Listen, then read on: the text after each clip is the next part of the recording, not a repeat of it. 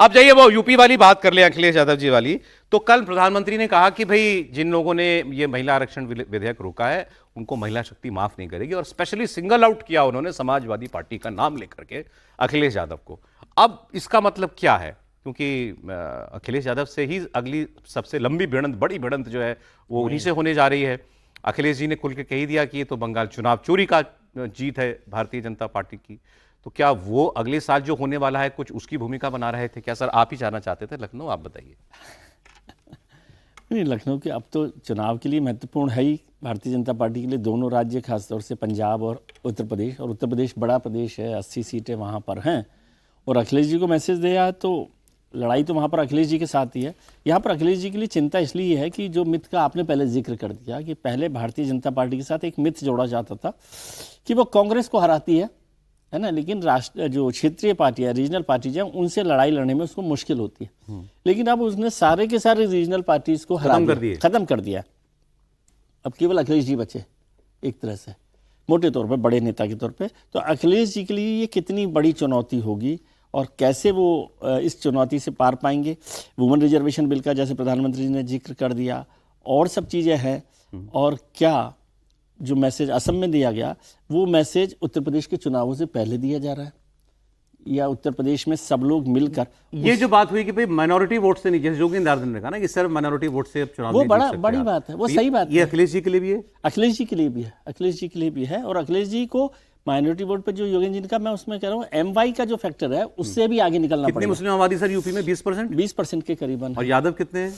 13%, 12%, 9% के आसपास। देखिए कमोबेश ये पश्चिम बंगाल वाली स्थिति हो जाएगी उत्तर प्रदेश में कि 30% का एक ब्लॉक खड़ा है इनके साथ। वहां भी यही था, वो सब सारा मुसलमान वोट माना जाता था, और यहां पर मुस्लिम यादव मिलाकर के 30% हैं। तो ऐसा डेमोग्राफिक एडवांटेज तो इनके पास है, पहले से है, लेकिन उसके बाद भी 2 चुनाव हारे हैं ना, विधानसभा के, लोकसभा के जोड़ दीजिए तो 2 और 4 इलेक्शन 10% का अंतर है वोट में सर, 9 से 10% का बीजेपी में और समाजवादी में लगभग 10% वोट का अंतर है। लेकिन बीजेपी के लिए अंतर तो बंगाल में था सर। नहीं, लेकिन चैलेंज तो बीजेपी के पास है ना, पहला रिटेन करने का है। हाँ, डिफेंडर है वो। देखिए, अगर 2024 के चुनाव को भी पैमाना मान ले, हालांकि मानना नहीं चाहिए लोकसभा के को, बिल्कुल अलग हालात पे हुआ, अलग मुद्दों पे हुआ, तो यूपी में कोई मुकाबला है नहीं। अखिलेश यादव के लिए चुनाव इस मायने में ज्यादा चुनौतीपूर्ण है कि अगर ये चुनाव भी वो हारते हैं, जिसकी संभावनाएं बहुत ज्यादा है, क्योंकि वो मुकाबले में कहीं नहीं है बीजेपी के, नंबर 2 पर है, लेकिन नंबर 2 लोकसभा में नंबर 1 पार्टी बने थे। वैसे मैंने कहा 2024 की बात हमको नहीं करनी चाहिए, क्योंकि तब से अब तक गंगा यमुना में बहुत पानी बह गया है। तो वो उस मुकाबले में है नहीं, और अगर वो मुकाबले में नहीं आ पाते हैं तो अगले चुनाव तक समाजवादी पार्टी को बचा पाना या बनाए रख पाना चुनौती के अंदाज में बड़ा मुश्किल होगा। It's too early to say, sir. मैं बिल्कुल आपकी बात सहमत हूं, लेकिन पिछले 2-3 चुनाव अगर देख लें, जो हम पहले बात कर रहे थे कि रीजनल पार्टीज बीजेपी को ज्यादा बड़ी चुनौती दे रही थी। कांग्रेस तो 2014 में मुकाबले में पस्त हो गई थी। अब 2 नेताओं को खासतौर पर, जिनको हम अपोजिशन की राजनीति बड़ा करिश्माई नेता मानते रहे, अरविंद केजरीवाल, जिनका एक तरह से करिश्माई राइज हुआ। दिल्ली में उन्होंने मतलब साल सवा साल में सत्ता हासिल कर ली, फिर पंजाब में सत्ता हासिल कर ली, 10 साल में राष्ट्रीय पार्टी बन गई। उन अरविंद केजरीवाल की आम आदमी पार्टी को दिल्ली में बीजेपी ने हराया, और बुरी तरह हराया। दूसरी बड़ी करिश्माई नेता ममता बनर्जी मानी जाती थी, जिन्होंने 34 साल पुराने लेफ्ट फ्रंट को, जिसको लोगों ने लगभग अजय मान लिया था, अकेले दम, कांग्रेस के अलायंस में नहीं कर पाई, बीजेपी के अलायंस में नहीं कर पाई, अकेले दम उखाड़ फेंका। उन ममता बनर्जी को बीजेपी ने कितने प्रचंड बहुमत से हराया, अभी कल की बात है। उसमें फर्क है ना सर दोनों में। बंगाल में ममता बनर्जी के खिलाफ एक वो था anti incumbency factor, Akhilesh Yadav के खिलाफ तो नहीं है ना। या एंटी इनकम्बेंसी बीजेपी के साथ है सर। पर तब भी आपका कहना है कि इट इज अभी फिलहाल मैच, ये लड़ाई बराबरी की नहीं है। इसलिए कह रहा हूं कि फिर वही बात आ गई कि अगर आप MYM के समीकरण पर चुनाव लड़ेंगे तो आपकी सीमाएं पहले से तय हैं। बताइए त्रिपाठी जी, यूपी। देखिए, एक तो ये कि राजनीति कभी गणित नहीं होती है, और ये हमेशा मतलब किसी भी उसमें, मैं इस पे इसीलिए गणित की तरह जब राजनीति को हम देखेंगे तो फिर मुश्किल होगी। भारतीय जनता पार्टी योगी आदित्यनाथ की अगुवाई में उत्तर प्रदेश में बहुत शक्तिशाली है, बहुत ताकतवर है। योगी आदित्यनाथ का जो एजेंडा है, Hindu agenda, development agenda, full marks हैं, law and order full marks हैं। लेकिन क्या ये सारी चीजें लोकसभा के समय नहीं थी? सब जस का तस था, हारे कहां थे, अलग नहीं करके देख सकते हैं। 2024 में अगर उत्तर प्रदेश में वो सीटें आ गई होती तो नरेंद्र मोदी की सरकार पूर्ण बहुमत की सरकार होती, इसको आप समझिए। मोदी और कहीं नहीं हारे हैं, मोदी हारे थे यूपी में।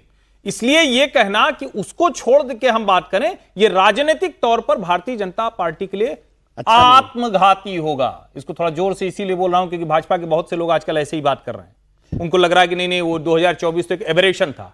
पॉलिटिक्स में कुछ भी एबरेशन नहीं होता है। और फिर मैं कह रहा हूं कि योगी आदित्यनाथ बहुत बड़े नेता हैं। आज की तारीख में नरेंद्र मोदी के बाद मास अपील के मामले में सबसे जबरदस्त नेता योगी आदित्यनाथ पूरे देश में है। लेकिन जब आप अपना चुनाव लड़ने जाते हैं तो जो दूसरे तरह के मैनेजमेंट होते हैं, कैंडिडेट सिलेक्शन से लेकर, मैनेजमेंट से लेकर, चुनाव चढ़ाने से लेकर, वो सब, और सबसे बड़ी बात, साथ साथ चल पाएंगे क्या? सरकार, संगठन, दिल्ली, लखनऊ, सब बहुत जरूरी है। ये आप इसको हवा में नहीं उड़ा सकते कि यूं ही हो गया था। मतलब आप जो कह रहे हैं उसका मतलब यही ना कि 24 में हार गए यूपी बीजेपी, तो मतलब मोदी योगी के चेहरे के बाववर्जूद अगर आप संगठन में ठीक सब कुछ नहीं है तो नहीं करेंगे, प्रत्याशी नहीं सही चुनेंगे तो गड़बड़ हो जाएगा। एक लाइन बोल दूं सर, हवा की बात हर्षवर्धन जी ने की, मुझे याद आया कल हवा में 2 डिप्टी चीफ मिनिस्टर फंस गए थे, ठीक से उतर गए, लखनऊ पहुंच गए क्या?